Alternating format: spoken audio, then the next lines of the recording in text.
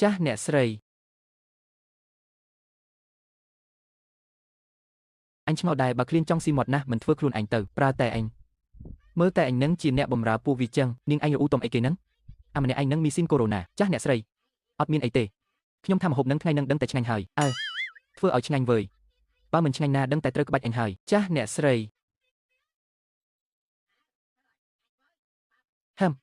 យើងនិយាយយូរតែប៉ុណ្ណឹងសោះនៅតែស្ដាប់ឬទៀតសំឡេងស្ដោះទឹកមាត់ស៊ីទៅដឹងតែឆ្ងាញ់ហើយ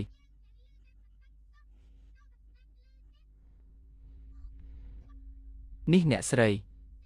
ឆ្អិនហើយហក់ហើយមីស៊ីនកូវីដនា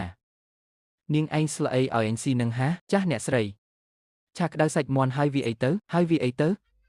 នាងឯងឆានឹងបានភ្លក់អត់នឹងចាស់អ្នកស្រីខ្ញុំភ្លក់តើហើយវាអីទៅនាងឯងឆានឹងឆាអំបិលឲ្យអញស៊ីមែនឡើងប្រៃឡប់ចឹងនាងឯងស៊ីមើស៊ីកើតអត់នឹងអូយឡើងប្រៃរហាំប្រហែលជាខ្ញុំច្រឡំដាក់អំបិលច្រើនពេកហើយអ្នកស្រីហើយនាងឯងច្រឡំយ៉ាងម៉េចអំបិលវាប្រៃស្ករវាផ្អែមហើយមិនបានជាច្រឡំគ្នាបានអូយ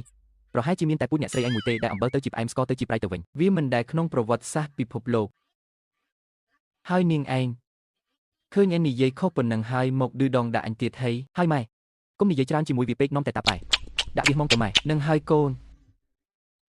ហ៊ានវាយខ្ញុំមើលសារនឹងដឹងតែមាញ់ខ្វាត់ទៅវិញហ្មង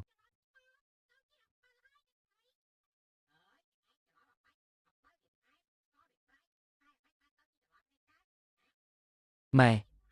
មើលទៅសារនឹងវាចង់តដៃជាមួយយើងហើយមិនបាច់ធ្វើអីវាទេម៉ែដោះលែងឲ្យវារួចខ្លួនម្ដងទៅបើវាវាយយើងវាយមិនឈ្នះវាទេម៉ែនឹងហើយកូន